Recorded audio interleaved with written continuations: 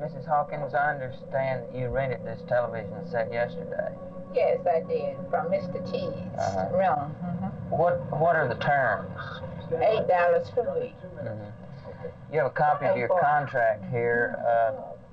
Do you read in here anywhere where it says that if you can have an option to buy it? No, I don't read that. I really don't, because it's not in the contract. Of course, when I was talking to the guy that bought the television in, I mentioned this, you know, because I really wanted it to be in the contract. See, and he promised. I mean, he told me that at the 7 and 2774 that the television will be mine, but it is not written in the contract. He said, in other words, he told you that in 2 years, yes, it would be yours. Yeah. And you pay $8.40 per week. And at the end of 2 years, what would that come up to? Around about, I mean, in my figuring, it will come up to around $860. Well, do you believe that at the end of that term and after paying that amount of money that you will, in fact, own the television set? No, I don't.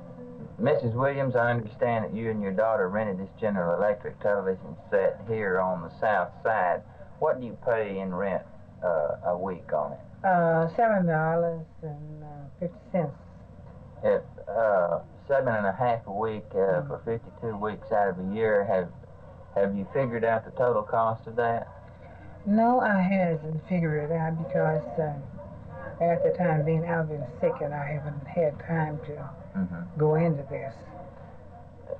Quickly calculating, that comes up to me around $370 or something.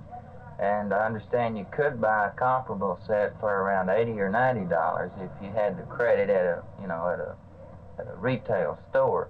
Did you consider buying one outright? Well, yes, we considered buying one, but at the time, see, I have a lot of credit, but my daughter doesn't have credit.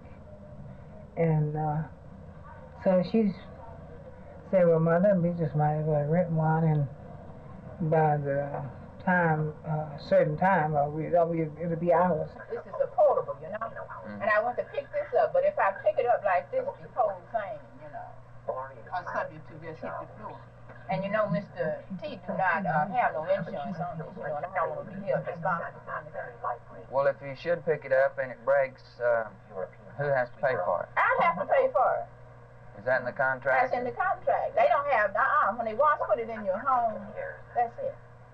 I feel like that if I have paid this $860 at this time, and he come, I feel like that at the end of the 2 years, when this contract expires, that he can come in here and pick this television up and take it out the door. Nothing that I can say about it can stop him, because it is definitely not in the contract, as they say.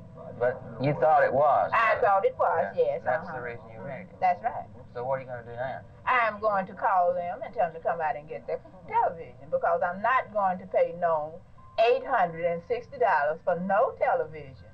And for 2 years, now he can have his own television, you know. So that's just it. Yeah. Thank you very much.